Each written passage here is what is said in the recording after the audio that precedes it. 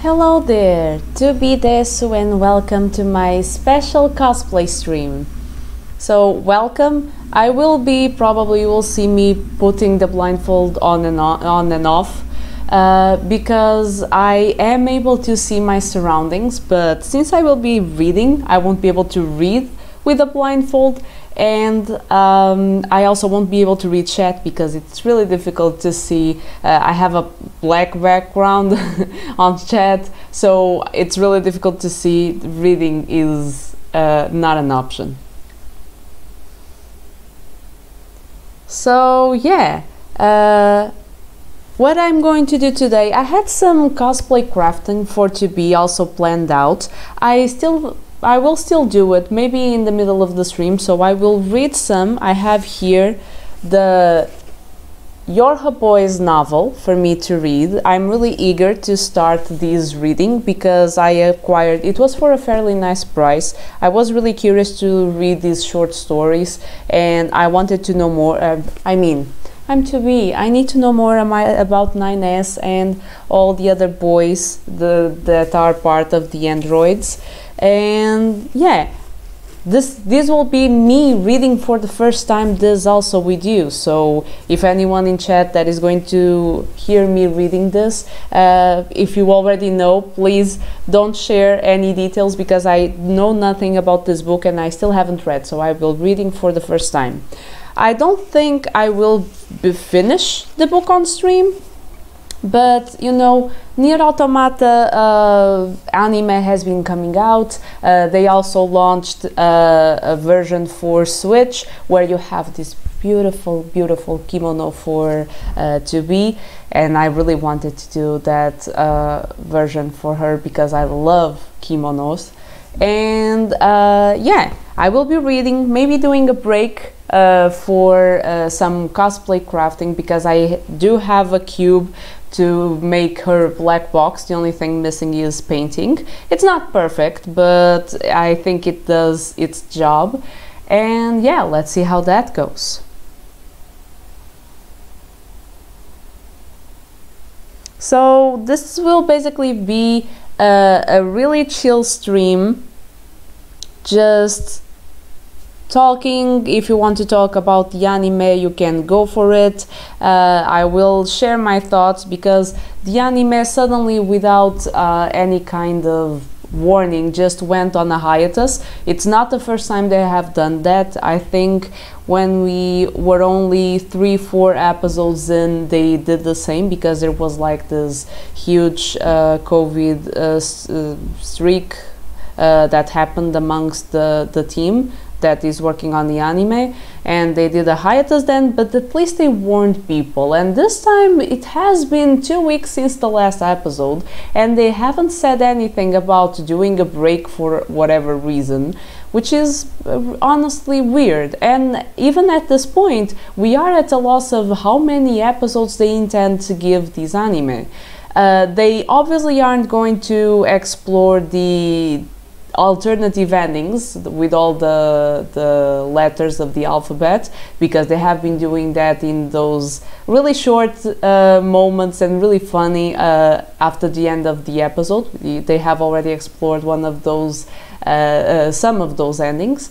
And yeah, I'm really looking forward. I'm really enjoying the anime adaptation. When I heard that there was going to be an anime adaptation for Nier Automata, I was kind of confused because the live action adaptations, I can kind of get it. They are trying to bring something that is not real to the real world, but the anime adaptation honestly left me a little bit confused because it's a Japanese game. It doesn't have really the 2D texture of drawn animation, but it is really close to it because the characters from Nier Automata universe, they look quite anime. So I was a little bit confused, but I'm happy to say that I'm really enjoying the adaptation and I think they are doing an incredible job. So I do miss the weekly episode because I was really looking forward to it.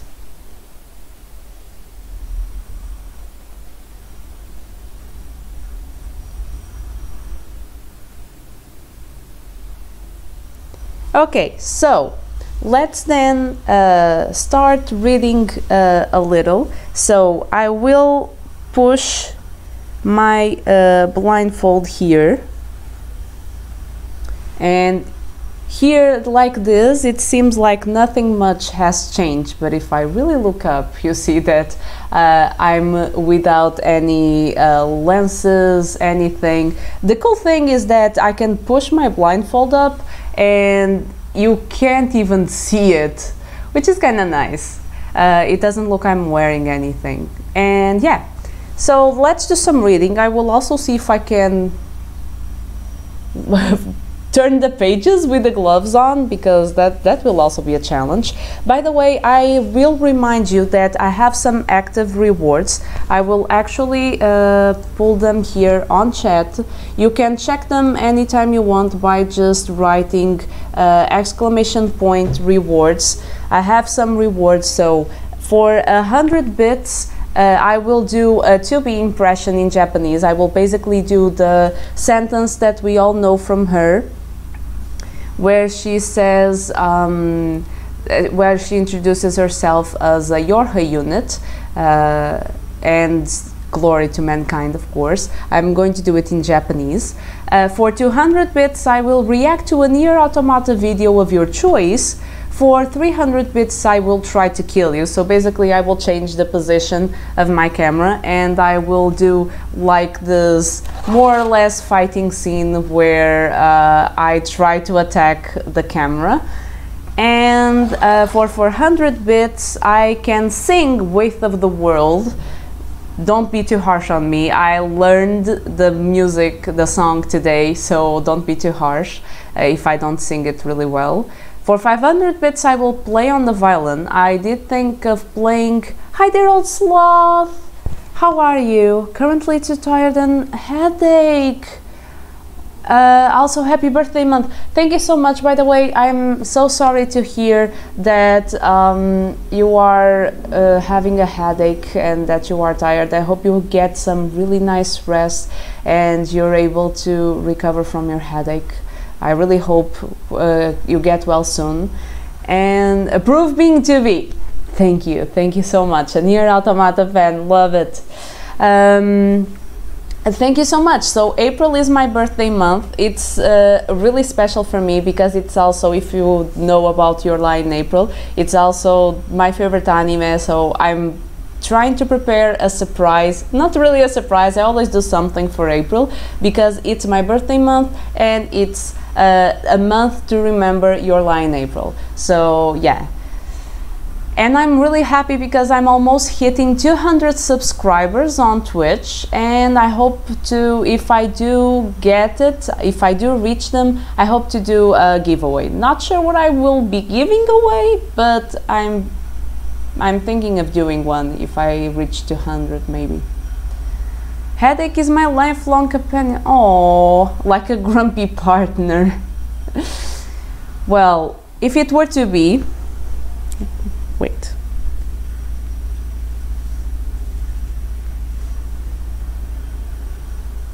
If it were to be, she would say, "Shut up and do your job." To be such, she's not even. I like her because she's like a kudere, but she's also a little bit aggressive. She has this kind of tough love, not the same kind as Kaine, but she's a little bit tough. Like when Ines is bitching, she's just like, shut up and do it. So yeah.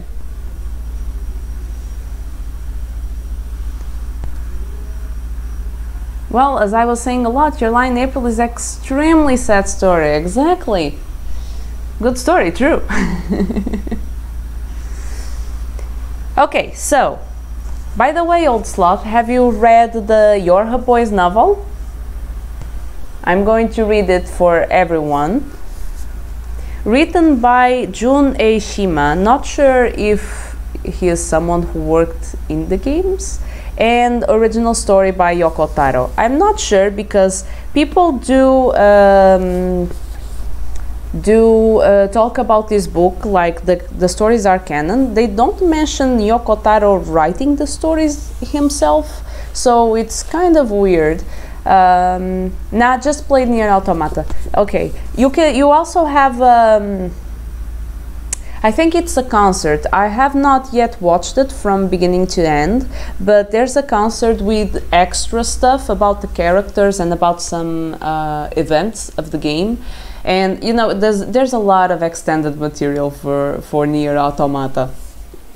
So, back part of the book. From Support System Model Delta Code 153. Analysis. This volume contains a record of combat capabilities and operational behaviors of Yorha Experimental M Squadron. So we are going to be reading stories about an experimental squadron that we haven't had the chance of seeing in the game. For me, every story is just another part of the multiverse. I merge the ones I love, but just consider those I don't as parallel world possibility. It's true, and it's also a difficult relationship because Yoko Taro is the kind of person, he's easygoing, and at the same time, I don't know how to describe him as a creator. I do love Yoko Taro. I think he's really quirky and he did create an amazing universe. But Yoko Taro is the kind of person that's like, you know, everything that has 2B and 9S, and A2 of course, is canon. So all the Nier Automata games are canon, but then again, then you have all the other games where they are a part of, places where they are mentioned, and you're like, really? Everything is canon? Are you sure? And then when people try to understand more about how androids and about the lore of the game, he doesn't give solid answers. It's just like, oh, you know, if you think it's possible, it's possible. So he's really easygoing on that sense, and I don't think there's one, just with him, there's no definitive answer for anything. You can't just, if you imagine it's possible, it's possible. I think he would love, I wonder if he does read fan fictions written by fans, and what does he think of them?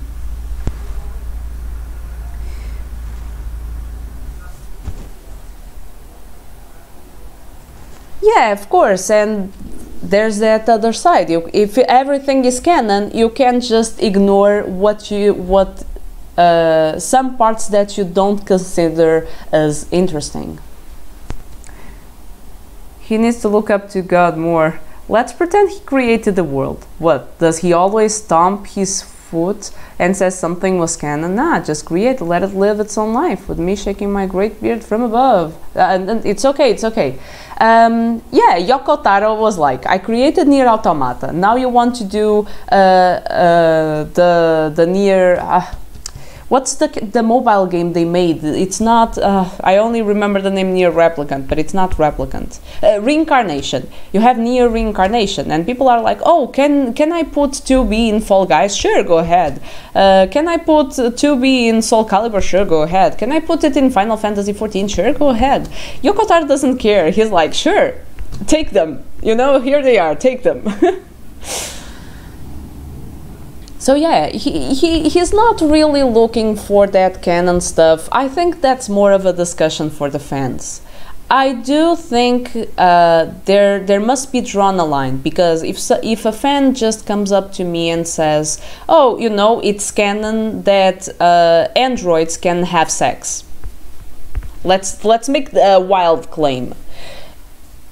Actually, I think that was one of the questions that they asked Yoko Taro.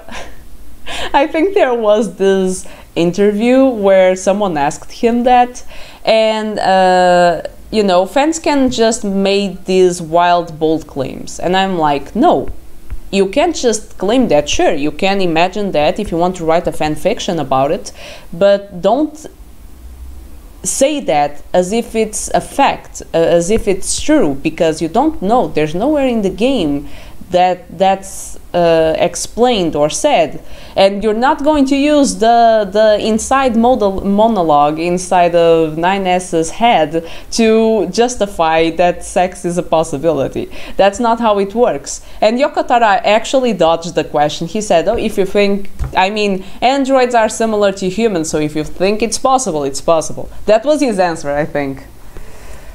Look at all universes that were rewritten with words. Now this is canon. Usually it goes badly. There may be good examples, but after a certain point, as I said, I just consider true what I like.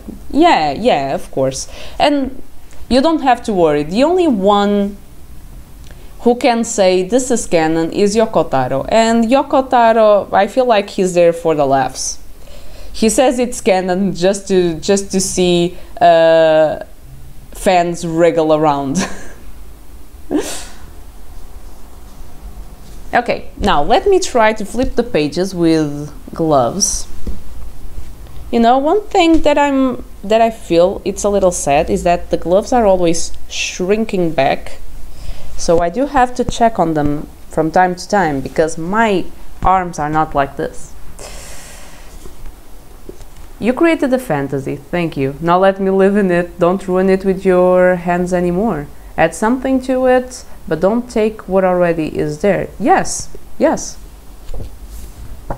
Okay, so we have this beautiful page. I really hope, I'm one of those people with really questionable tastes because I like 9S. I do really enjoy his character. I recognize he's awful. I recognize it. He's awful.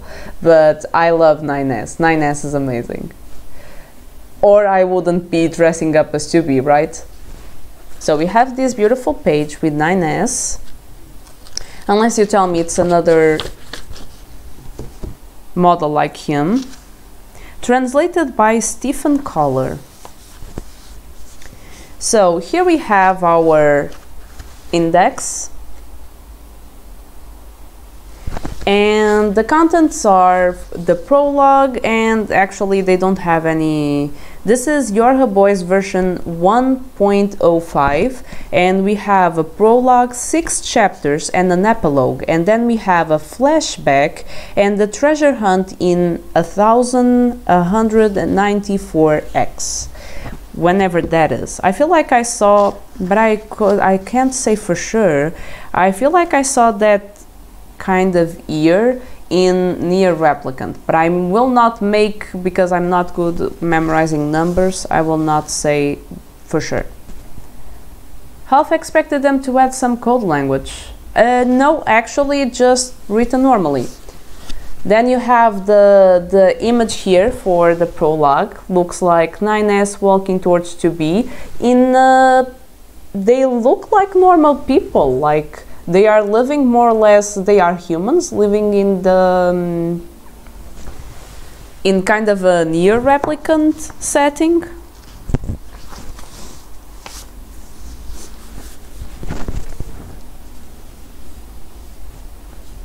Her pace was brisk. I had to hurry just to keep up.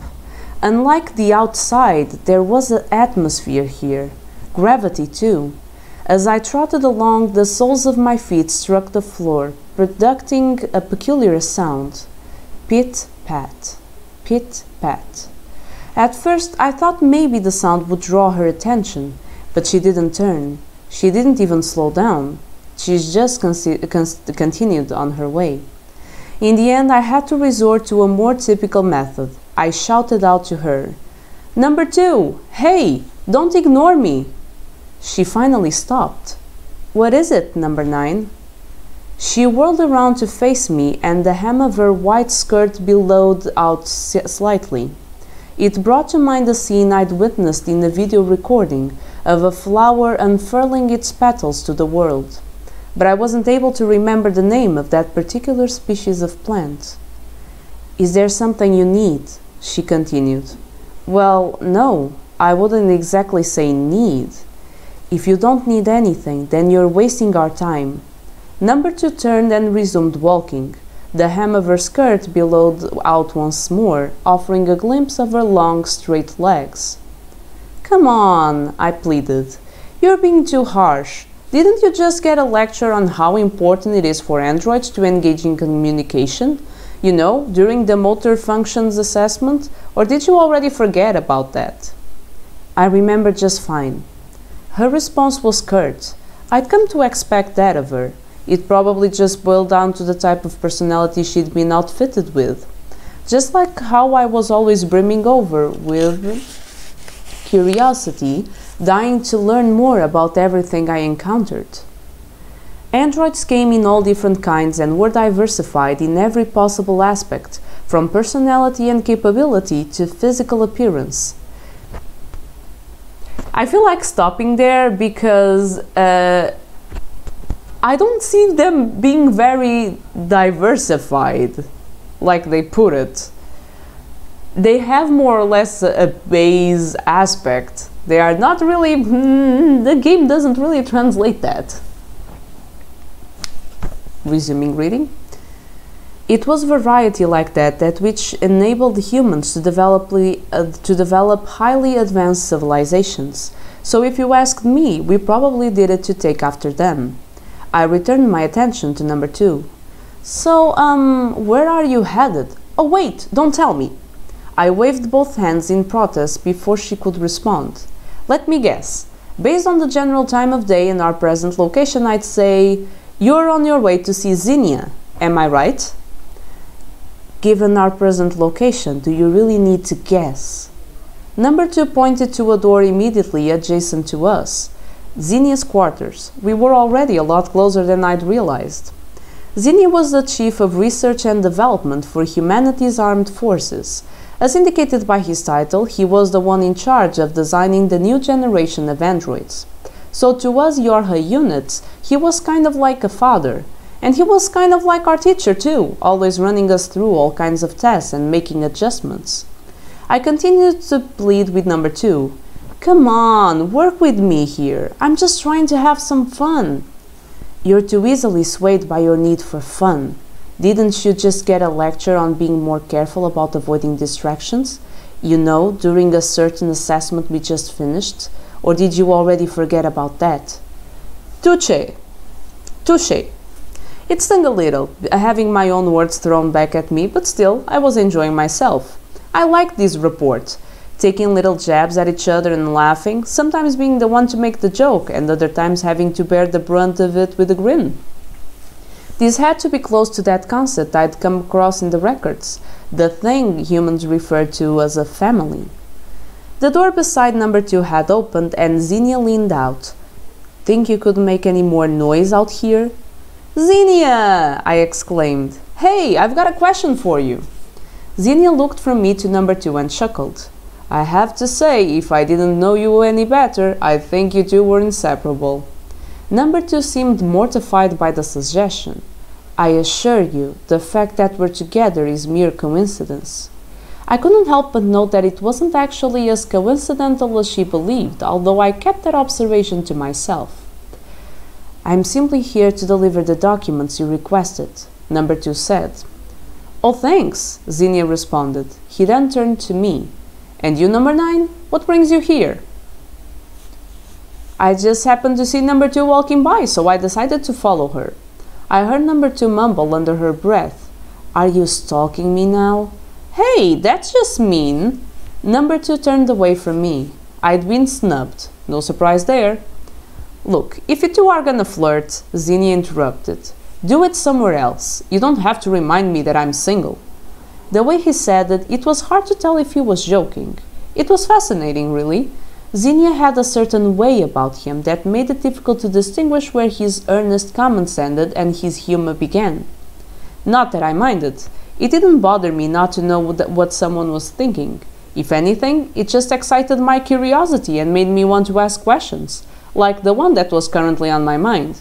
Wait, I protested. You can't just send us away. What about my question? It's about the name Zinnia. That's a kind of flower, right? How'd you get a name like that? According to everything I'd read, humanity seemed to have a clear preference for assigning names derived from flowers to females, but Zinnia's frame was that of an adult male. My name, he replied. Well, it's not like I chose it myself. It was given to me by my superiors at my first assignment. But why a flower? The zinnia flower was known for its longevity. I don't know why I struggled with that word. It stayed... I'm struggling also, turning the pages. It stayed in bloom for days on end. In fact, I seem to remember it being known by another name as well, the 100-day flower. Beats me, replied Zinnia the android. Maybe that's just what people were into at the time. There were quite a few of us named after flowers. You mean your name was chosen according to a fad? I asked. I had no idea a name was something that could be given so casually. Formal designations require command approval. It has to be that way to keep things running smoothly. But if it's a nickname, you don't necessarily have to put a lot of thought into it. Ah, so there was a rigorous process in place for assigning names. A formal request filed with command's upper ranks. Just imagining the process had me tired out. Do you think maybe we could get names too?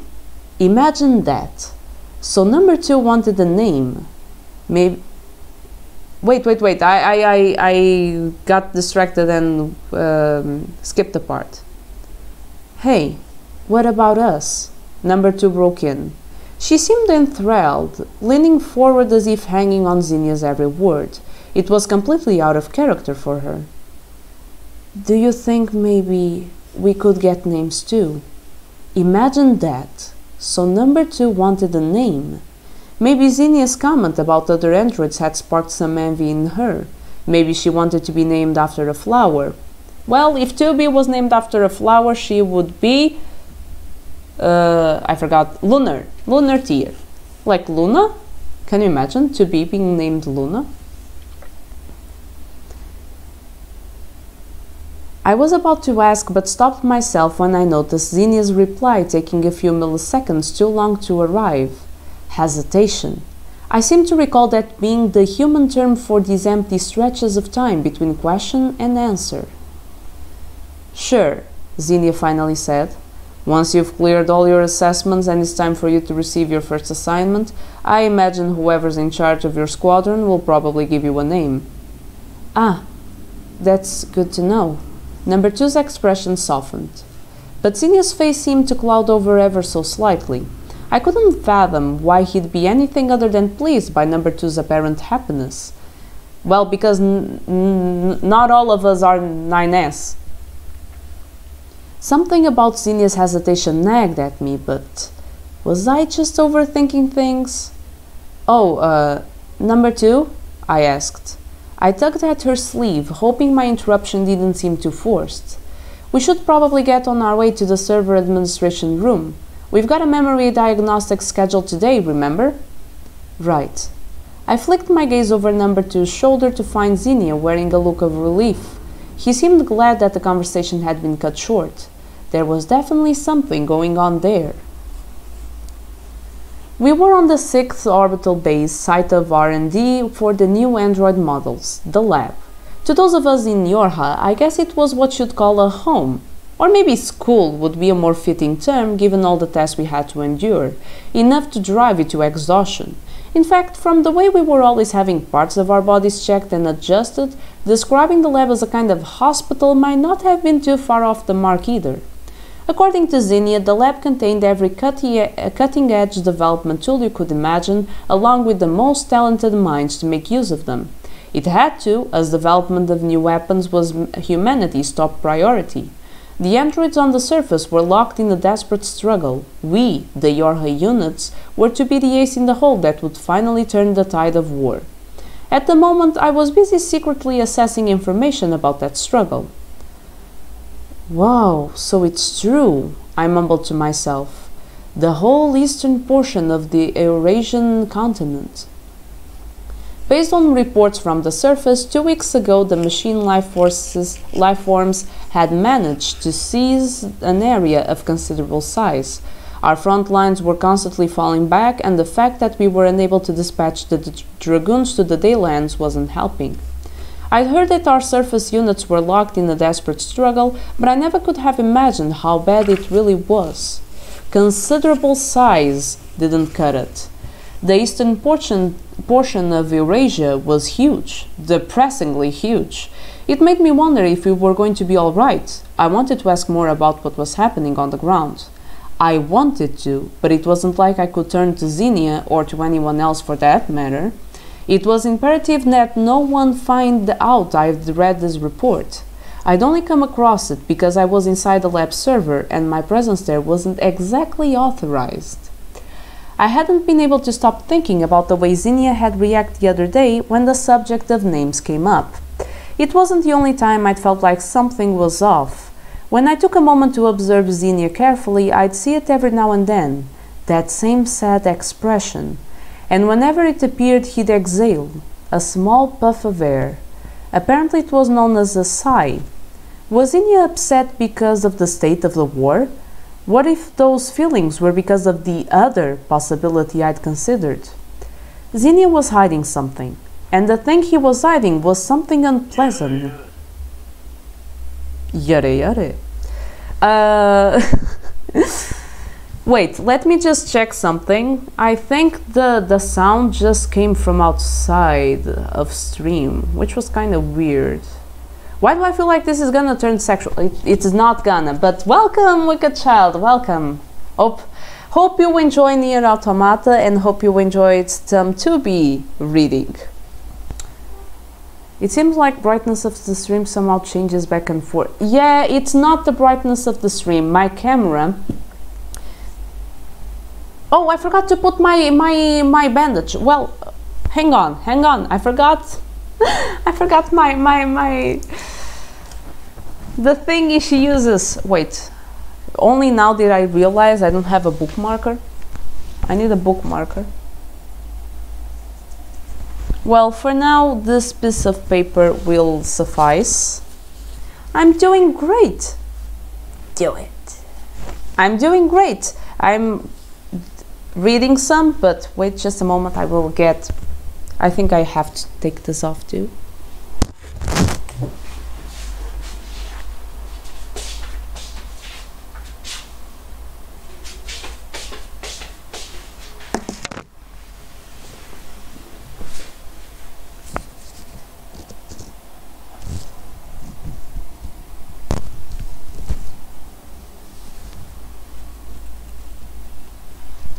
Okay, already back, and I'm going to put... Okay, I just realized the sounds, but you can hear the sounds well, right? But for me, the sounds are outside of stream, which is kind of weird. Mushy mush. Okay, let me... Ah, now this makes more sense. We don't hear them that well. Okay, then let me... I will try to change it. Okay.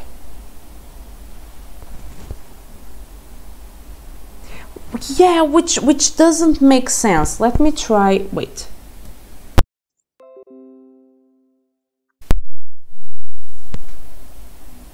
Okay, let me try, because I can... Let me try redeeming.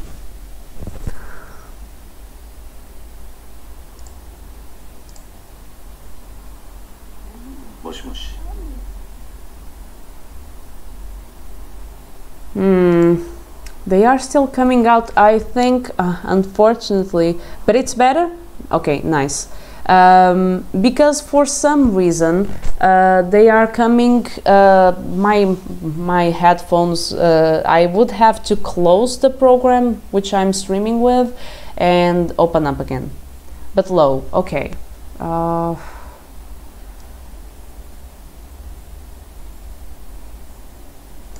I will put it like this and see if this works. I would have to close stream and to be able to correct that, I think. But I tried to put it a little louder. Let's see if that should be done as extremely comfortable for you as possible. Yeah.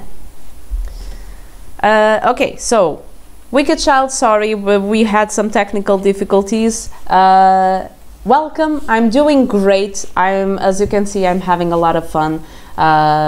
Just dressing up as 2B. I'm really sorry. I was talking to Old Sloth about the brightness adjustment that sometimes occurs because the problem is my camera. My camera sometimes recognizes too much light, and sometimes it puts too much light. It's kind of weird. So it depends. See, I turn away my face. It does this. It's adjusting to the to what it sees. Okay, nice, nice. It was just because you are redeeming sounds, so it would be nice for you to be able to hear them. Where was I? I have no way to check that right now. That's something I would have to check outside stream because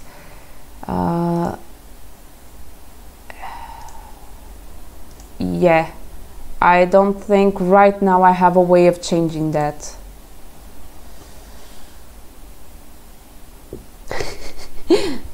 Do it. I also like to say it right after I hear it, so I always do like you have the sound 2 times.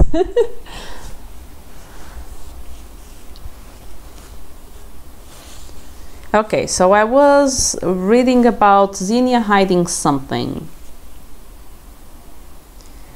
Xenia was hiding something, and the thing he was hiding was something unpleasant. At least that was my hunch, but it was only a hunch, and it was certainly conceivable that I was mistaken. To be honest, I didn't really want to consider the possibility that Xenia was one to tell lies or hide truths. Exactly, it's a technical difficulty. We will in a future stream correct it so that it may be working fully. And by the way, anyone I will always bring up, by the way, I have rewards active and I'm not writing anything. We're making use once again of my makeshift okay.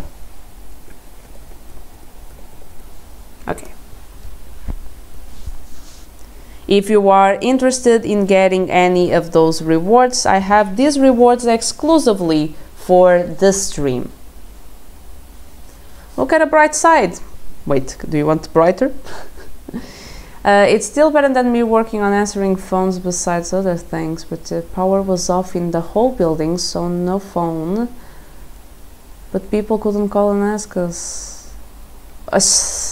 When stuff aren't working. Yesterday I was also ranting about work, not because of I'm currently on vacation. I'm a teacher, so Easter break, and therefore I have no students. I'm still giving violin lessons because since they are my students, I just give the lesson to them whenever I feel like. It's not connected to a school, but the school I work at now, they have new rules, and I do understand because they are making ridiculous demands, and that's not the same as what you explained. But yeah, when you have a certain job and you can't do that job, very respectable, very respectable. I mean, yeah, I do understand. But yeah, I'm a teacher. It's my main occupation. It is my main job, my main source of income.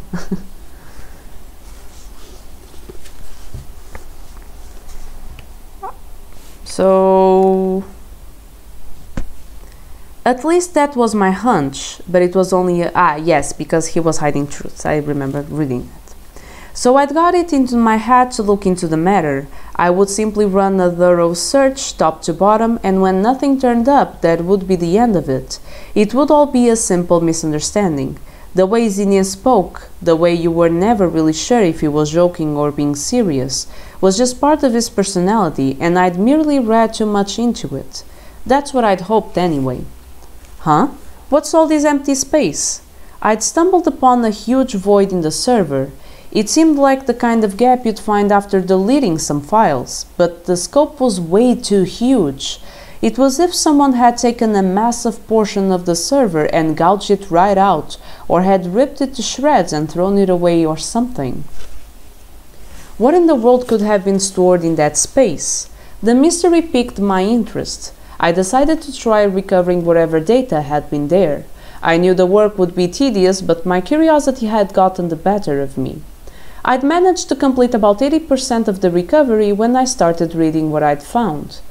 13th satellite orbit. Huh. They must have been planning to build another base. I guess this is a draft of the plan. But what's this about a Council of Humanity? Why so many references to the surface of the moon? At 80%, I still couldn't make heads or tails of most of what I'd found. It was strange. I'd have thought being able to skim the recurring terms would be enough to get the gist of what the document was about. Instead, I was completely lost. Forget this one, I decided. I'll just move on. Plans regarding construction of a new base didn't seem like the kind of secret that would weigh on Zinnia's mind. I kept searching. Wonder what this one is. Within the same folder was another file, entitled Outline for the Implementation of a New Model. It seemed like someone had intended to encrypt its contents but did a shoddy job of it, only for the file to be deleted before proper security measures were implemented. Huh? Is this what I think it is? When I opened the file up, design specs for Yorha-type androids poured forth. Zinnia's name was there too. The designs were credited to him. I knew in a general sense how we Yorha units were created and the mechanisms by which we functioned, but the explanations I'd received in the past didn't delve into specifics. Whenever I asked for more information, the replies I got were something along the lines of, "The rest of it starts to get complicated, so let's just leave it at that." As I skimmed through the pages, one diagram in particular caught my eye. This is a schematic of our reactor core. What the... I started again from the beginning, this time reading more carefully.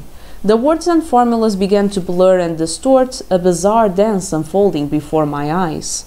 That too seemed beyond reason. They were just letters and numbers. My inability to focus must have been the result of my own agitation. No, I reassured myself.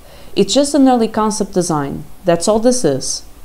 The specifications had been revised, obviously. That was why the file had been deleted. That had to be the case, because the information before me now was impossible. According to the file, we were essentially... Was it really impossible, though? I remembered the strange melancholy haunting Zinnia's face when number 2 had looked so happy. What if this was the explanation for his reaction? Wait, what about that other proposal? What if... The draft flashed back into mind, the one that I couldn't make sense of even at 80% recovered, with all its amphithomal terms like Council of Humanity and Surface of the Moon. I sat back to work recovering the data. Identifying and squishing bugs one by one no longer felt like a chore. I wanted desperately to believe in our father, our teacher, Zinnia, the very creator of Yorha. Perhaps somewhere among the unrecovered words was a passage that would clear everything up, something that would make everything right again. I yearned to find it. But when the draft was entirely restored, my heart only sank deeper. My hands began to tremble. I couldn't believe it. That was the only human expression able to sum up the storm of feelings inside me. Bewilderment and turmoil flooded my mind, threatening to steal away any capacity for rational judgment. I couldn't believe it. Why? Why? Why? I couldn't comprehend it. I wasn't malfunctioning. My AI was working just fine, but I didn't want to comprehend. Zinnia had lied. He'd deceived us all. How could he? How? A new sensation coursed through my circuits, an emotion I'd never experienced before. Zinnia, he betrayed us. This must have been the feeling that humanity knew as hatred. I am always a little bit confused when in Nier Automata there are certain moments where 2B is like, you know, we don't feel emotions, you know, emotions are prohibited, and I'm like, but you do feel emotions. I mean, 9S, you have personalities, and personalities bring emotions too. So how does that work? How does the two things go with each other? I feel like they never really, they are always struggling with that. A few dozen hours after my unauthorized foray into the lab server, I executed my plan. I'd wanted to start sooner. The more time that passed, the greater the chance that Xenia would notice traces of my hacking and data recovery work. But it took several dozen hours until the conditions were right. I had one stipulation in particular on which I absolutely could not compromise. Well, having emotions doesn't mean they are allowed from the point of their rules, so defying having them is a natural way to avoid conflict. But my question here is, why don't they allow emotions? Because emotions cloud rational decisions? Is that why they say they aren't allowed? Because I don't see a solid I don't see a reason for emotions not being allowed. Because I think even in the anime, if I'm not mistaken, I've played the game some time ago, so some details about the game aren't really, you know, fresh. I do intend, maybe now that I stream, maybe maybe during my summer vacation, well, and I also have to, you know, play all the games I have on my backlist, because I have a huge backlog of games that I still have to play. But I do intend to maybe pick up Nier Automata again, because Nier Replicant, I've played it to exhaustion. I think the only reason I didn't get my 100% completion, well, probably a lot more than that, but at least I did all side quests. The only side quest I wasn't able to finish was the lunar tier side quest, the flowers. There was a flower side quest, and I think you were able to get a lunar tier. I wasn't able to, I think. So that's the only thing I didn't do for Replicant.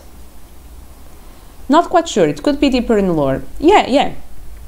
But we are just, like we say, Yoko Taro created the world and we are speculating and imagine the reasons ourselves.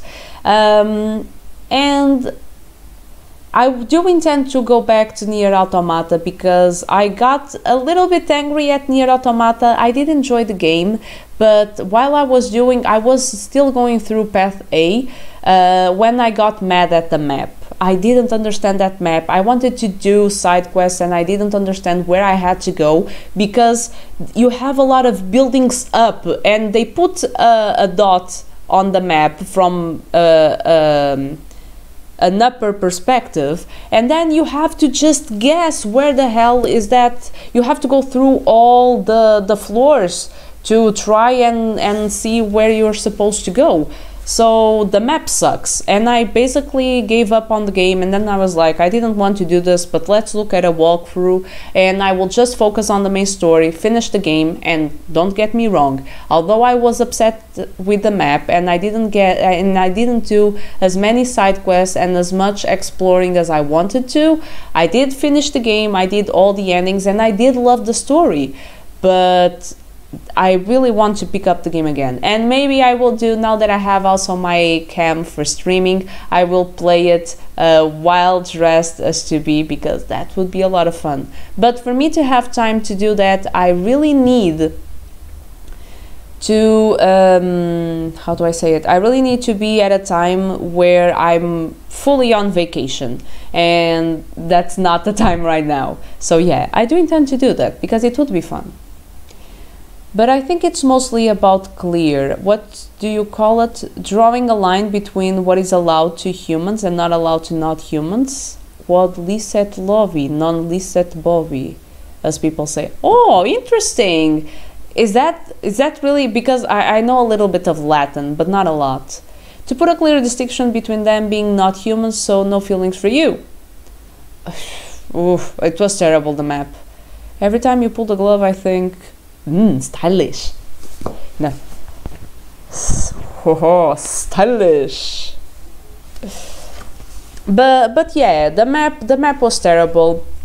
Maybe that's the thing, because with Replicant, after playing Replicant, I was like, it's not really clear because humanity doesn't exist. In Nier Automata, they are always saying, oh, we are fighting for humanity. Humanity no longer exists. Nier Replicant has made that very clear.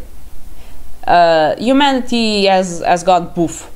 And I feel like androids are an extension of replicants, and I don't know, I feel like I really need to explore the lore of Nier Automata because I have these wild ideas that I don't know if it's only my impression with the very little information that I was able to gather when playing the Nier Automata game, or if it's this really weird, because I'm not sure that the androids are really androids at times. It's kind of difficult. I feel like they are in the line of replicants, and replicants are supposed to be like clones of humans, but not really. It's kind of difficult. What is allowed to Jupiter is not allowed to a bull, so to speak. And oh, okay. That's why, because I was like, Bovi is we have a word in Portuguese, bovino. It's related to cows and bulls. Well, spoilers alert, but remember, they try to hide that humans... Yeah, humanity is... I mean, after so many years, if someone is watching this stream and doesn't expect spoilers about all the paths of Nier Automata, you can walk right out because you will get a lot of spoilers. So it's clear they are trying to hide that fact, and they are discovered, because I think once again it's 9S looking up stuff he shouldn't. He discovers that they aren't there anymore. They are there somewhere, and you are not them. Yeah, I don't know. I know. Yeah, humanity is no longer, and one of the things that they are faced is, why are we fighting them? What's the point of us fighting the machines endlessly, because this isn't ending? Machines are even evolving to imitate humans. What is the point if we are not trying to conquer the planet back for humans? What's the point? Yeah, a lot of hypotheses. Like I say, I feel like the story does leave up to you to really conjure up and really create your own possibilities of what really happened.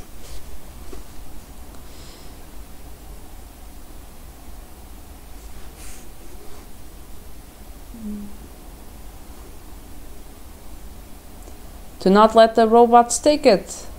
If we can't have it at all, then nobody will. That's a really selfish way of thinking, but then again, I feel like that's a douchey move that humans would do. I do think that.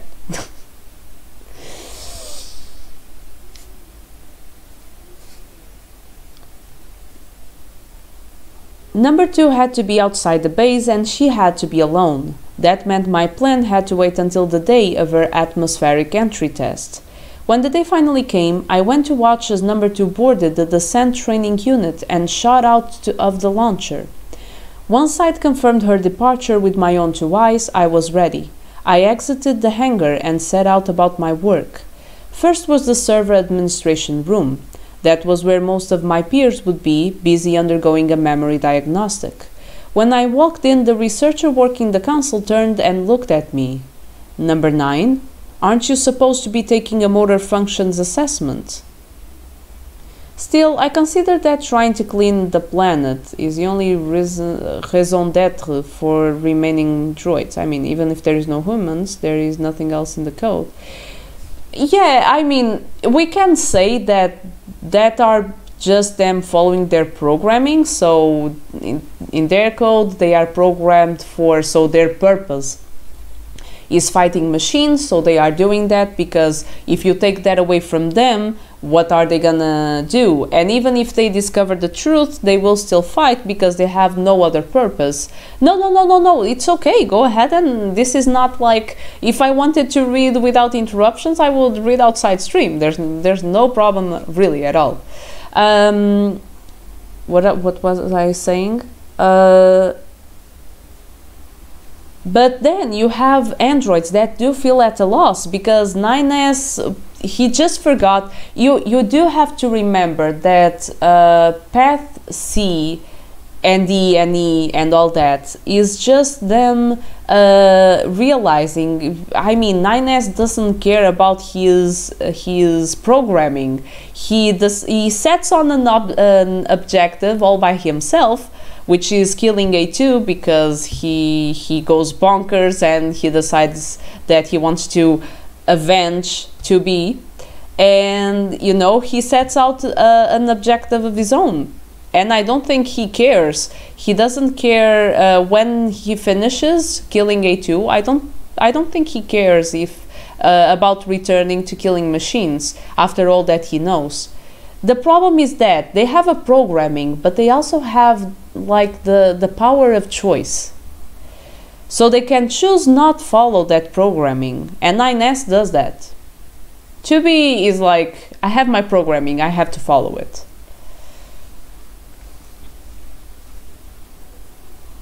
So even if there is, that's the beauty of AI, because they have a programming, but depending on their personality, maybe they can find other stuff to do and ignore that original programming.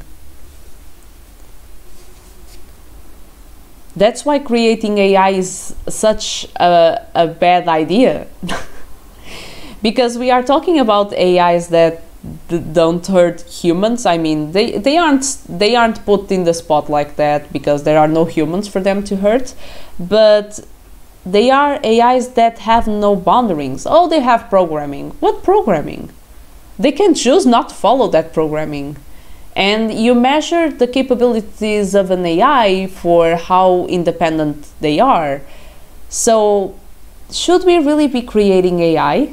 Should we really be creating something that is probably going to evolve and become a lot smarter than any human, even though we were the ones creating it, because we have no way of making rules for them and making boundaries or limits for what they can do? I mean, there are news circulating that there are people getting afraid, shutting down AI projects because they suddenly realize that the AI is giving answers they did not expect. So yeah, fascinating, yet scary and terrible to think about. 2B is planning to take over the world. I mean, she already is.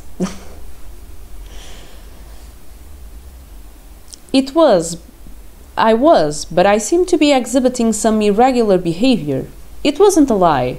I was the only unit scheduled to have my motor faculties evaluated that day. I'd say the fact that I'd killed the assessor certainly qualified as irregular behavior. 9S, why would you kill the assessor? What the hell? What the hell? Why are you going on the killing spree right off the bat? Is something wrong? What exactly? The researcher crumpled to the ground, an expression of surprise still plastered across his face. Dispatching old models was easy. Their response times were abysmally slow and their strength hopelessly inferior. What I had to watch out for were other Yorha units. Fortunately, the ones in the server administration room were all inside the diagnostic booth. None of them would have any idea what had just occurred. I interrupted the diagnostic routine, executing a different program that would reset their memory banks to their default values. For the duration of the program, they'd all be completely powerless to intervene. For good measure, I set the reboot timer for 1 hour following program completion. They'd lie comatose indefinitely, waiting for 60 minutes that would never elapse, an impossibly distant future they'd never be able to see.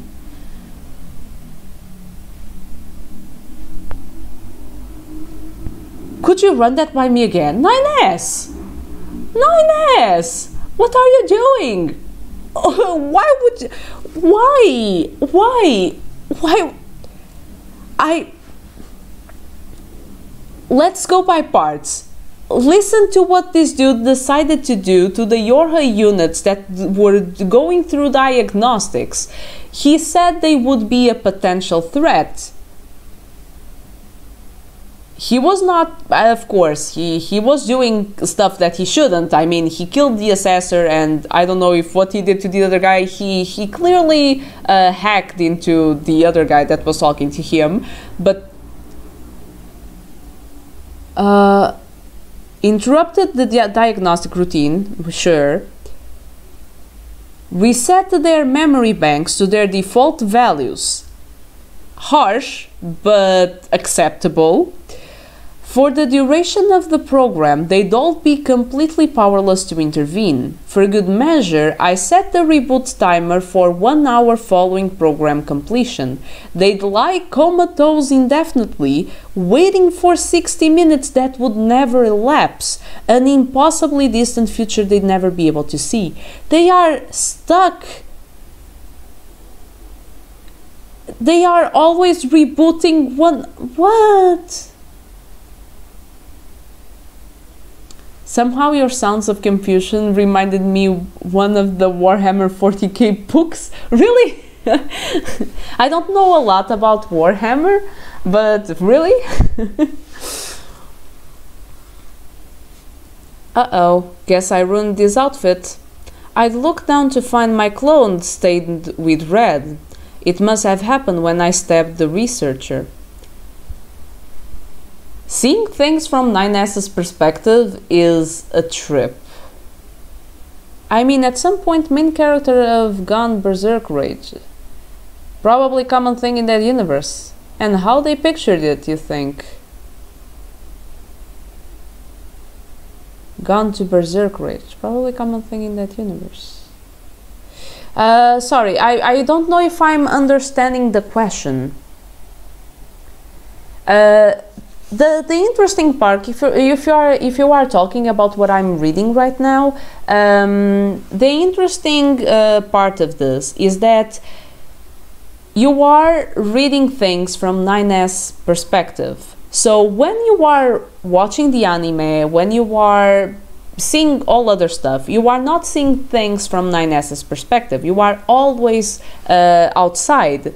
So you look at 9S and you look at the stuff that he does and you think, oh, you know, there's a hint of craziness on how he's dealing with that. Now, see, he's completely crazy on a killing spree and all of that. And here it's really weird because you are inside his head, so you are seeing him describing things really calmly, like, you know, he went into the diagnostics, he was just talking with the researcher that was there, and suddenly he's talking about how his clothes are covered in red. And you're like, dude, what did you do? What did you do? And suddenly you get the information that he stabbed the researcher. You were talking about hacking into his system just a few paragraphs before. What are you talking about? Dude! Take care of that little head of yours. Jesus. That's not glory to mankind. Mankind created a monster. At some point of text, a few pages look like they are stained in red. Oh, so the text kind of disappears on the... Oh, that's nice. Oh, that's such a nice touch. I love when they add those kinds of visual effects to, because you feel like there's that extra, you know? Oh, that's awesome. I was talking about how that mindless rage state was described in the book. Just been distracted by a thought. Yes. But yeah, it's really weird. It's really weird. Okay, let's go on. I'm kind of afraid of how we will go about this next.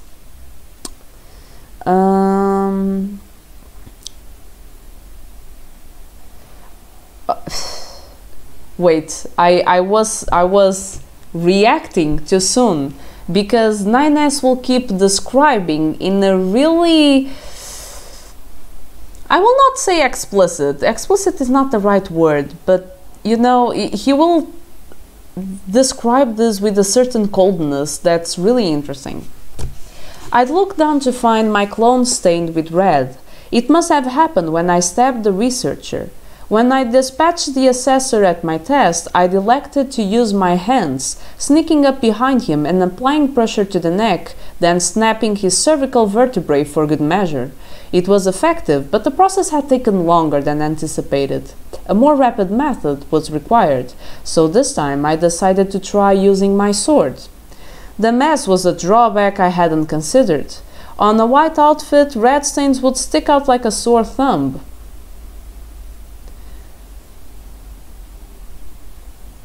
So, sorry, I'm stopping because I thought when he said that 2B's white skirt was flicking. I think these are other models. These are other models because they are wearing, both of them, both 9 and 2 are wearing white versions of these outfits. They are wearing the white versions. Okay. On the white outfit, red stains would stick out like a sore thumb.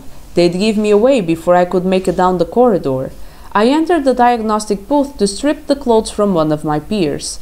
Fortunately, one of the androids undergoing the diagnostic happened to be using the same young male frame as me. Sorry about this, I apologized to the android, but I don't have time to get you dressed again. I laid my red-stained shirt and shorts atop his motionless frame. He might have been unconscious, but he deserved at least a shred of decency.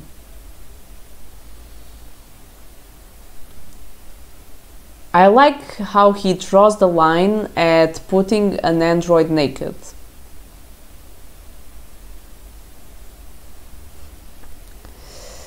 After briefly stopping once more to place an incendiary device on the inside of the door, I stepped out into the corridor. I'd already rigged up similar devices in several other locations: the test site, the control room, the residential block, and the material storage area. I had to hurry.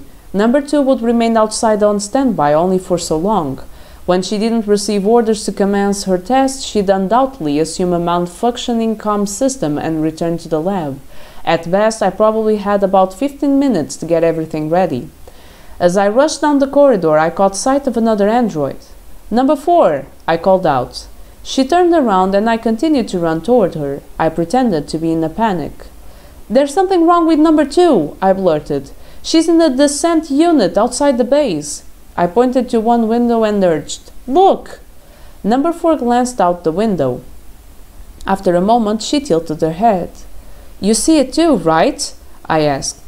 Led on by my words, number 4 walked closer to the window, now craning her neck to see outside. Fool! Little did she realize there was nothing to see. Number 2 was on the opposite side of the base. Her face was now nearly pressed up against the glass. "I don't see anything," she muttered. Those were her last words. My sword slid straight through her back. Compared to the other Yorha units, I wasn't too good with weapons, but an android with her back left wide open was still an easy target. "You have to understand, number 4.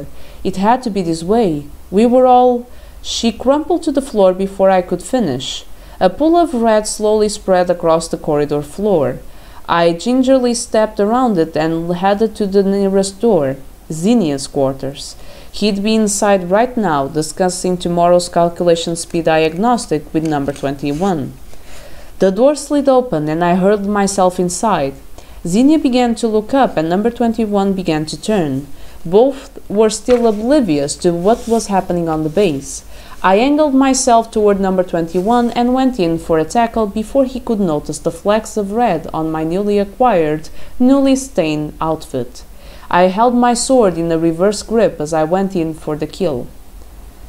"Number 21!" Zinnia screamed. His voice was shrill. Number 21 didn't even have a chance to get a word out. He lay on the floor, already non-functional. Zinnia stared at me. "Number 9, why?" he asked. "Why? Why? Why?" A grin snaked across my face as I mimicked Zinnia's words. I raised my sword once more. Xenia didn't move. Perhaps he couldn't move. After all, no one knew the capabilities of the Yorha units more thoroughly than he did. He'd realized right away that he could never hope to overpower me or flee. "Are you really asking me that?" I said. "You, of all people?" I closed the distance between us. It was all so easy, I could have done it with my eyes closed. "You know exactly why," I sneered. I slashed once. I didn't aim for his neck or his heart. My blade sliced down diagonally from chest to stomach, his solar plexus right at the center of the wound. Xenia's eyes widened, his face contorted. His abdominal unit peeked out from the red gash across his torso. I knew that given the location of my strike, the pain lancing through his receptors must have been unbearable. "Don't think for a second that I'm going to let you die easy," I said. Suddenly, the interior illumination cut out. For just one moment, the room was in darkness. Emergency lights soon switched on, bathing the room in red. The timer on my incendiaries must have run out. Flames would be spreading throughout every corner of the lab now. "What have you done?" Xenia groaned. "Do you honestly think I owe you an explanation?" I slashed him with my sword again. Chest to stomach, diagonal, shallow. I didn't want him dying on me quite yet. The wounds on his torso now formed the necks. Xenia would suffer right up until the moment the lab began to crash. I'd see to that. "Number 2 sure is taking her sweet time," I said. "I thought she'd be here by now."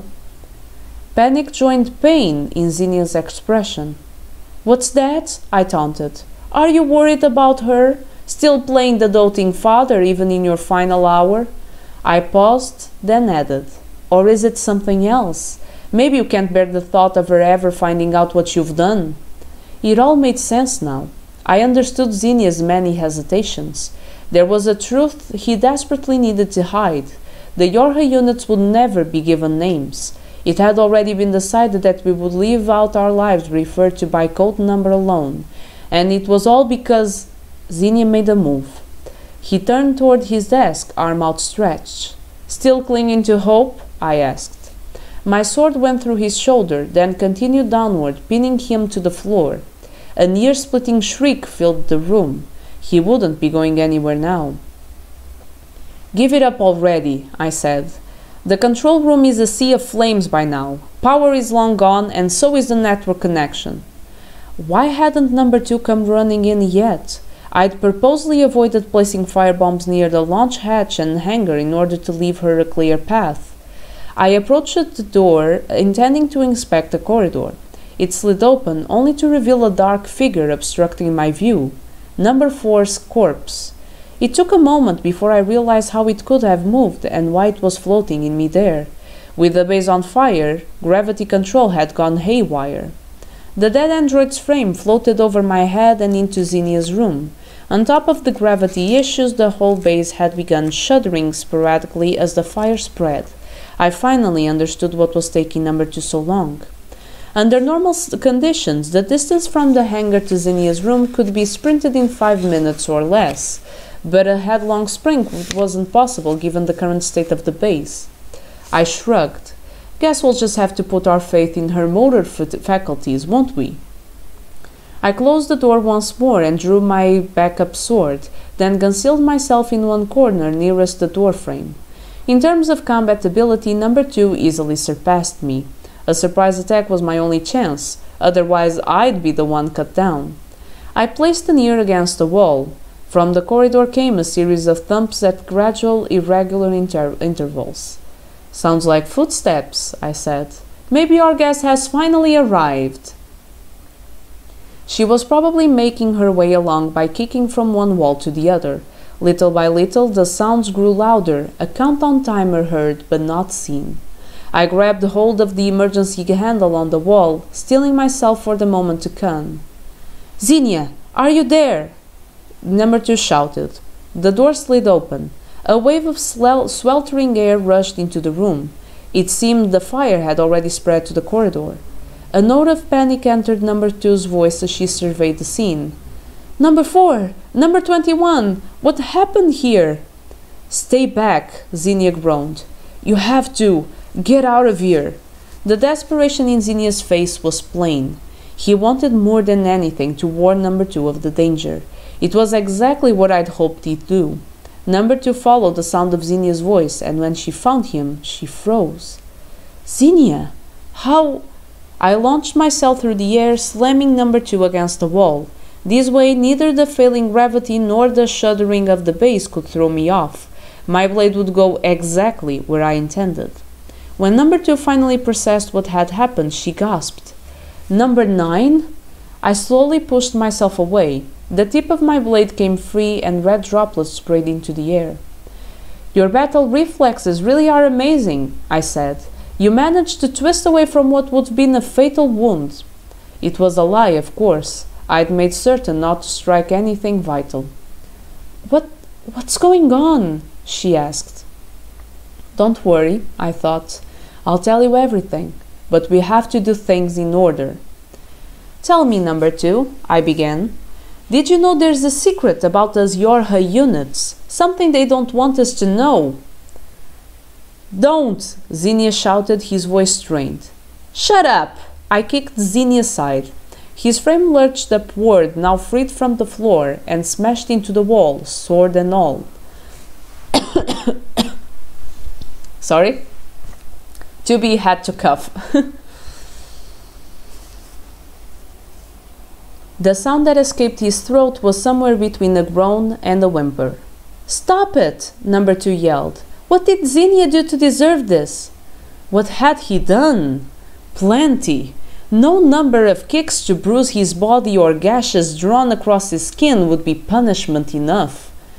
Our designer here had some very unorthodox ideas when it came to creating us. The deleted spec sheet had left me speechless. It truly was beyond belief. You know those black boxes inside us? The ones they claim are some new type of fusion reactor with efficiency levels off the charts. I paused, waited, drew in one slow, deep breath. Let me tell you about them. They're an energy source, all right, but they're built out of repurposed cores they harvested from machine life forms. Well, that is a plot twist. Really? I used to love reading through data from the old world. I pored over every description of human civilization, determined to learn all I could about mankind to better imitate their behavior. It had brought me so much joy. I dreamt that someday I might get to live like a human, but that was never meant to be. I think there are two. This new information gives us a really interesting insight, because this raises two things. First, you have this android. He read about human behavior, about human traditions, culture, and he dreamt about becoming close to humans. And then this information suddenly brings him back to reality, because his core, his heart, is made out from a machine life form. That's heavy information. That's a lot to take in. And then there's also another thing. So they are killing machines, but their core, their heart, is made from those very same machines. Basically, androids aren't that different from machines, and they are basically killing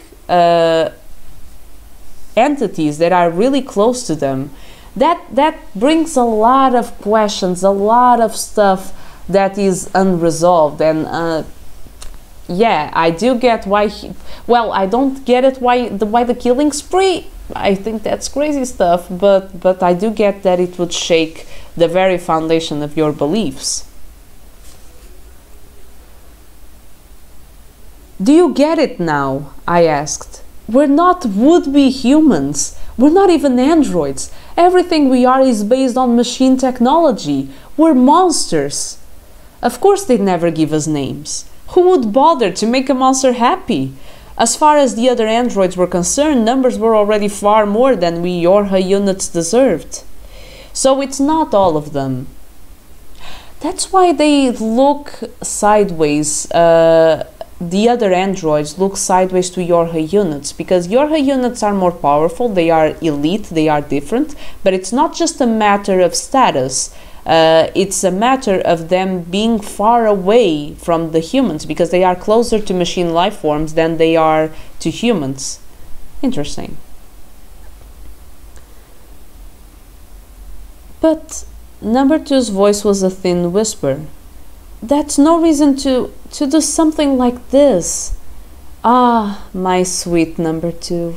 So gentle, so kind. Knowing all this, she'd still forgive Xenia and stand up for him. But that was only because she had yet to hear the rest. Believe me, I'm only just getting started.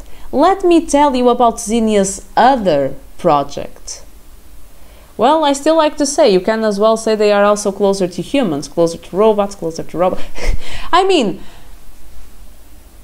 the question here with the machine life forms is, they do look like robots, but the machines, they came from the aliens, and they are alive, so are they machines in the sense? I mean, the only machines are the androids that are not Yorha units and were created by the humans, because those are made from machinery. Machines bleed. Adam and Eve are machines. They were birthed from machines. How does that work? How does that compute? Well, it's really tough. Humanity in Nier Automata's universe has done a lot of really questionable stuff. And I don't know, there are no humans and all there is are hybrids, weird things. I don't know. It's not easy to explain. At some point it's like some Turing test. Yes. There's no point in trying to understand, is it a machine, is it human, is it some other life form that you cannot explain? I mean, either you assume you aren't really say what makes a difference and just forced to make a statement, or just that everything's possible. Exactly. I mean, Yoko Taro goes with that one. Everything's possible. Why not? Okay. Now let's learn about Xenia's other project, because he says although he dropped this bomb, so no pun intended, because black boxes can explode, although he dropped this information and it's really pertinent, but makes his character take side with some statement. Yeah.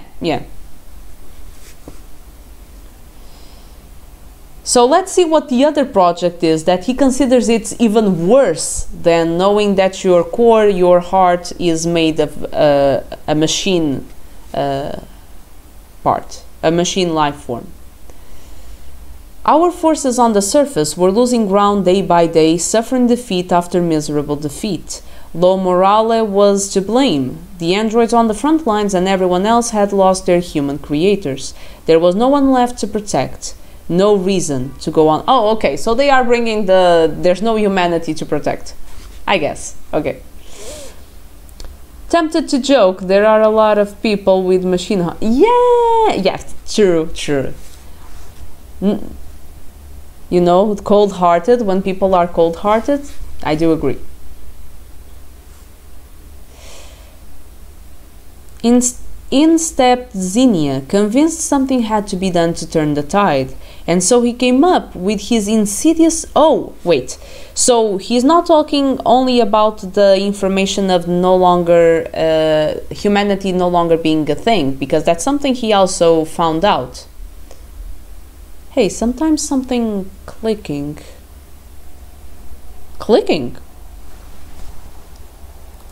Maybe sometimes it hits my clothes and it makes a small sound, like I did just now. Was it that? Maybe not.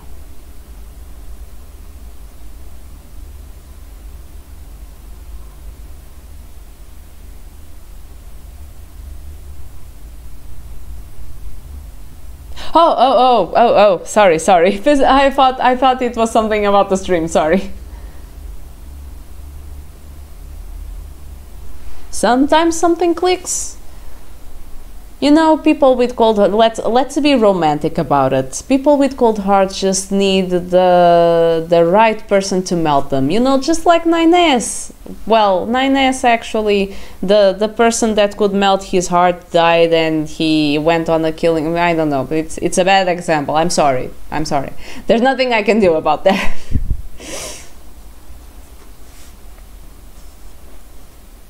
Okay, so humanity is no longer. In stepped Xenia, convinced something had to be done to turn the tide, and so he came up with his insidious solution.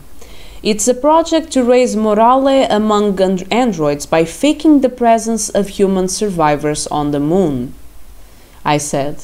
First, fabricated records would be spread, suggesting that the remnants of humanity had fled to the moon and were still there, alive and well. Then, a new server would be established in an unmanned lunar base dubbed the Council of Humanity.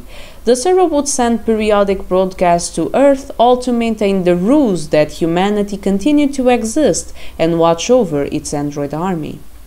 The final stage involved the creation of a dedicated android squadron, along with its very own orbital base, which would act as the sole conduit for contact between androids and the Council, or more plainly, it would maintain the fake server on the moon. That was Xenia's proposal. But there was one fatal flaw, I explained. As long as the bunker continued to maintain the Council of Humanity, there was always the possibility that the secret could get out. That's where I stepped in. If there was any concern about information being leaked by the bunker, the solution was simple: make leaks impossible, destroy the evidence before it came to light. I installed a backdoor in the newly built base. After a certain amount of time passes, it deactivates, leaving the bunker vulnerable. The machines will infiltrate and everyone aboard will be annihilated. Once the base is destroyed, all that will remain of the project are the transmissions from the server on the moon. Everyone aware of the project will be gone and the truth can never get out. The secret will be safe forever and humanity will persist for time eternal, far out of reach on the lunar surface. We'll have created a god for androids everywhere. Yeah, that's the thing of... They don't need religion, but humans created them, and it's like having a god that gives them a higher purpose. I get it. So he is basically destroying God. He is basically destroying what drives all these androids. Everything has its use. Hard, cold hearts are the same. If they feel wrong, means they are not in the right place. Mainly, I'm thinking about how humanity often argues about whether sum of two parts can be bigger than just simple addition. Or not. Or lesser than one. Yes, yes. No, it's really... I mean, we also need hard, cold, hard hearts, because not everything can be done by a softie. Softie hearts are needed. The opposite is also. People are usually weird about things like that. Yeah, but I don't want to really talk about religion. Religion is a kind of theme that really divides people. But here they are talking, you know, the main, I feel like the main focus of religion, the main basis of it, is to give people a greater purpose. You know, like you're saying, humans, it's an entity that created humans and makes them believe they were created for some reason. I personally don't really believe in this kind of thinking. I don't believe we were created. I think life exists and life finds a way. Evolution, that kind of stuff happens. And I don't think that we need to have been created and to have this superior entity for us to have a purpose. Because people will always say, oh, you need religion, you need to believe in God for you to be able to feel like you have a purpose in life. That's not really true, because I don't feel that need. And I feel like I have a purpose. I establish my own purposes. I don't know, but it's kind of hard to explain, and that would go towards a very lengthy conversation that I will not delve right now into. Hi there, Aki. How are you? How are you? Nah, I'm not a religious person. I mean, at most, I don't care. God is here? Sure, fine. God isn't? Well, sure, fine anyway. Should that affect me? Nope. Yep. Exactly that kind of perspective. I do agree with that. I won't censor people for believing in stuff. I mean, my family does. And people have different beliefs. People don't believe all in the same way, in the same stuff. But I don't, and I don't feel like I'm any less happier for that. Actually, I feel like sometimes I'm happier than most people around me. Not saying that I'm surrounded by sad people nor anything, but I feel like people, they say, oh, God brings you a purpose, brings you happiness because you know what you are doing on earth. And I'm like, yeah, I also know what I'm doing because I establish my own purposes, and I'm happy living my life as is. But yeah, people should do what brings happiness to them. I think that's the main line. For me, that would be the best religion. Just do what brings happiness to you, unless of course, by doing that you put others people's happiness in jeopardy. Then you can't do because if you're happy killing people, you can't do that because you're taking away happiness from others. I'm God. Pleasure to make your acquaintance. Hi there, God Aki. Oh, by the way, I do a refresher from time to time. I have some rewards on for today's stream, if you want to check them. So, we'll have created the God for androids everywhere. The necessary programs had already been sent to the lunar server, the schematics for the new orbital base, the design specs for Yorha-type androids, and orders for the automated production line. Everything necessary to the project's execution was already in place. The whole process could be left entirely alone, and it would go on mass producing. Ooh!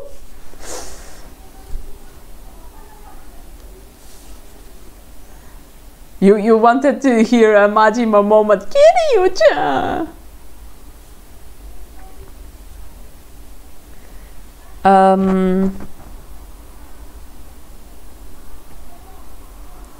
Just imagine a god born of a self-perpetuating Yorha squadron, and a Yorha squadron that lays down its lives for the sake of that god. Got to love the Mad Dog. Mad Dog is always amazing. I'm really looking forward to see, because I haven't seen a lot of Majima in Like a Dragon Ishin. I will be playing it later tonight. I really hope to see more of Majima. I think he's not Majima there. I think he has another name. Not sure. But because I haven't seen a lot of his characters so far, so I really do hope to have more. But you're talking about Yakuza 7, Like a Dragon. I'm playing Like a Dragon Ishin, the spin-off, the samurai spin-off. That is also Like a Dragon, yeah. Oh, okay. I still have to play the mainline games up until the Like a Dragon, but I don't have Like a Dragon yet. Just imagine, a god born of a self-perpetuating Yorha squadron, and a Yorha squadron that lays down its lives for the sake of that god. The humans we androids worshipped so dearly were gone forever. A colossal lie had been fashioned to conceal that fact. But Xenia, our creator, would not be the one to complete it. That duty fell to us. It was the Yorha androids themselves who would ensure that the lie never came unraveled. I'd like to give our plan a name, I told number 2. I'm thinking Project Yorha. What do you think? I'd intended to add, but I never got a chance to say the words. I had a vague impression of her shouting, "Enough!" and then my mouth was hanging slack, and what spilled out were not words, but low, guttural moans. "Enough of this," she whispered. "Number 9, this has to end. You're not well." Her face was heavy with grief. A pattern of red dots slowly unfurled across my vision. The dots hung there gently until all was engulfed in flame. Eventually, it occurred to me that I'd been stabbed, and that was fine. I'd avoided striking anything vital when I lunged at number 2. If I'd had the option, I wouldn't have hurt her at all. But she was too gentle, too kind. If I hadn't struck first, she would have never found the resolve to kill me. And if a sentence had to be delivered, I wanted her to be the one to do it. "It's too late," I told her.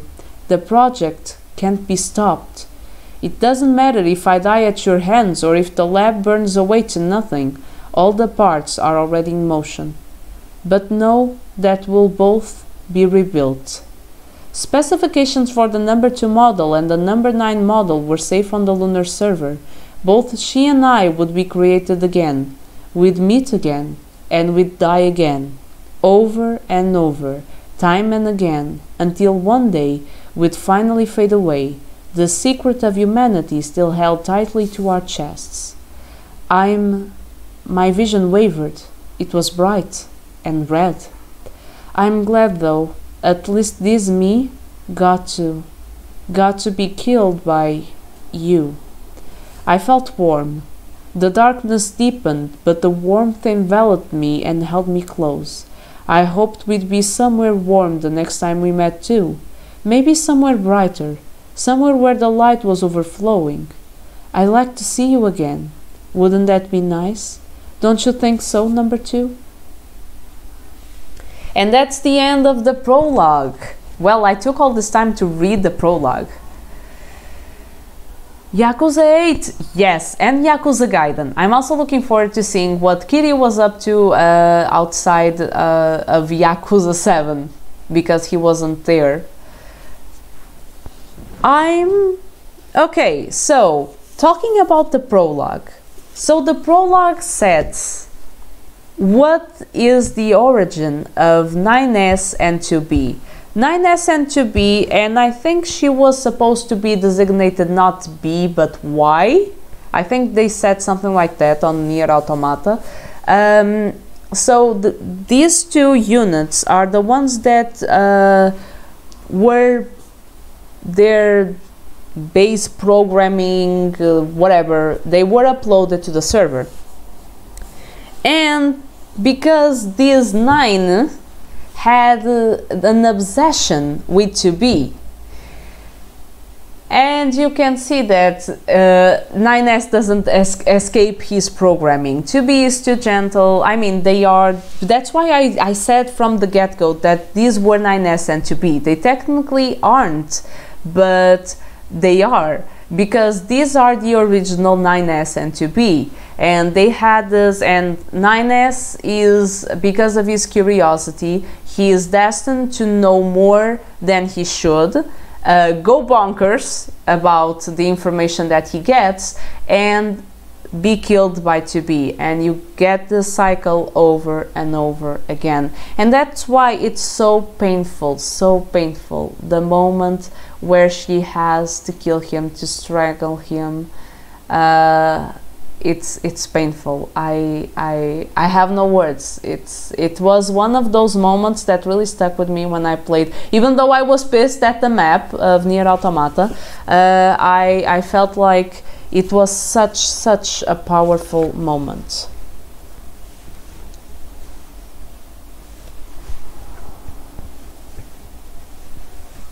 So yeah, this was a nice setting prologue, and I'm actually curious to see, because the rest is supposed to be the Yorha Boys, probably the squadron that they mentioned that are supposed to be there. By the way, you have always a drawing for the beginning of each chapter. And here you see Yorha units I had never seen before. Actually, you do have glimpses of other Yorha units besides 2B. So females you do get a few, but not for others. I don't think I will read the next chapter,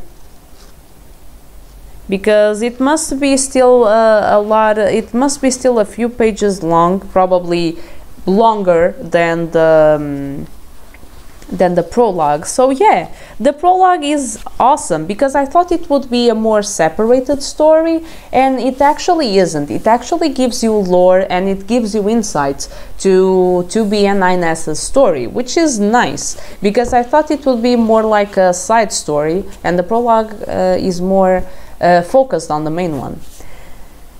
So yeah, this was nice. Let me put here on my... I will continue reading. I will not pick up the reading soon. I usually, when I read these kinds of books, I like to do a review on them. So maybe I will have like this prologue available on my YouTube channel, because when I do these kinds of special streams, I do like to make them available over there. And I will probably, when I finish reading the book, 2B will drop by probably to give her final thoughts on it. And yeah, I'm really interested in reading more. I also want to collect short story long and long story short. I feel like they have the main trio, 9S, 2B and A2 on their covers, so I hope they are more focused on those three, because I knew that this one is more about other androids other than the main trio, but I do hope it's more focused on them. And yeah, I still intend to collect that. And I would also love, there's also another book, but it's Final Fantasy, that I would love to have, that is Trace of Two Pasts. I'm one that really likes the extended material, and when it's books, give me books. I love reading. Like I was saying, I will not pick up the reading on the Yorha Boys novel until I'm able to finish, because I'm reading, it's not here, I'm reading Carrie from Stephen King, and I'm really enjoying it. I'm actually really enjoying the story. So yeah, I feel like there is not much time for me to work on cosplay stuff, and I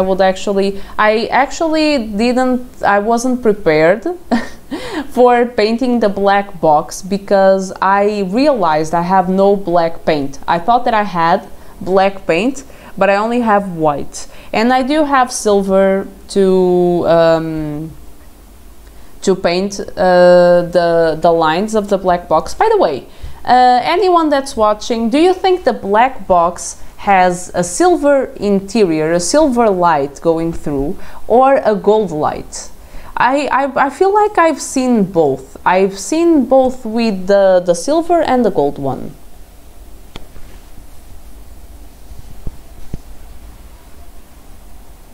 Yeah, let me...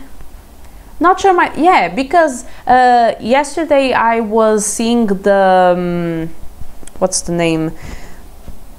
I was seeing the shorts after the episodes, and I just randomly caught the short where 2B joins her black box with 9S, and the lines were silver. But I get the impression that they are more golden-like, because I feel like the machines, right? They are more of this golden color and not really silver.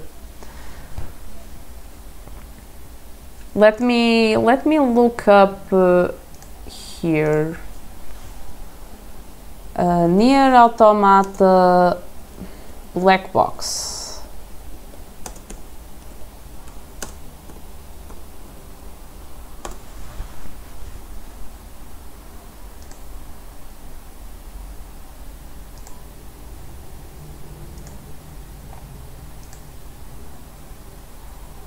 Yeah, I think they are more silver-like than, yeah, silver or white.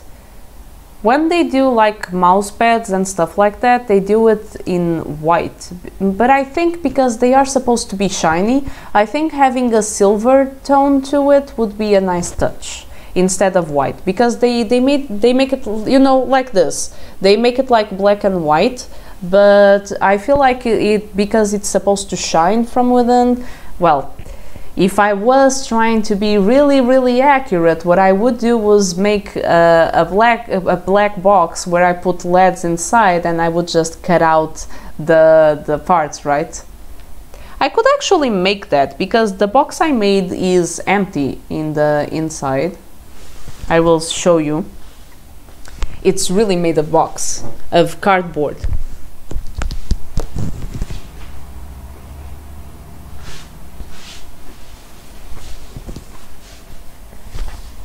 Just don't put a cat. No, nobody wants Schrodinger's cat. I don't want to put a cat. Cats are not to be inside boxes. Cats are to be outside and you can be able to pet them. That's what you want, to be able to pet the cat. So, this is my box. I think it has a nice size to it, and it's really light, and technically it's empty. It's glued, of course. I can't open it to show you, but I could open it again or do it again from scratch, because this was easy to make. Just 6 sides all with the same size. Yeah, I do know they want to be, but not in a box that you can't open. they like boxes, but not ones that they can't get out of. So yeah, I have this. The idea is to paint this black, and then I think I will do it with silver, because I think it would be nice to have a shine to it. Like I said, the best idea would be for me to use LEDs, put LEDs inside, cut out the lines, and then you could see a light shining from within. That would be the ideal thing, but I'm poor. I will not spend my money on LEDs, and I will just paint them. But I think this has a nice size to it. More often than not, with cats inside closed box, the question is not is alive or not, but how neat it is, and will you be able to get away with just a few scars? Yeah, exactly. So yeah, it's a shame really that I didn't have the black paint, because at least I could be here just like painting it black. I do have black varnish that's for nails, and I will be spending quite a lot. It would be better if I had the black paint. So yeah, this will have to be for another time. Meanwhile, I also have to take care of other cosplays, because I still have my Violet Evergarden wig to take care of, because I really wanted to also take care of that. The cosplay, I have the cosplay, and I'm really just missing taking care of the wig, because the wig has he is not stylized in any way, so I do need to do it. So yeah.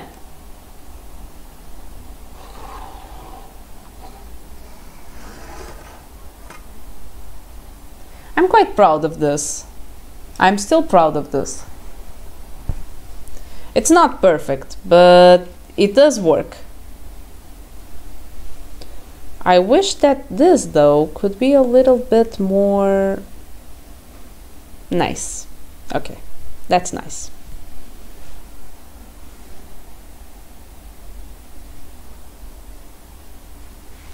And the paint is actually holding up quite nice. So yeah.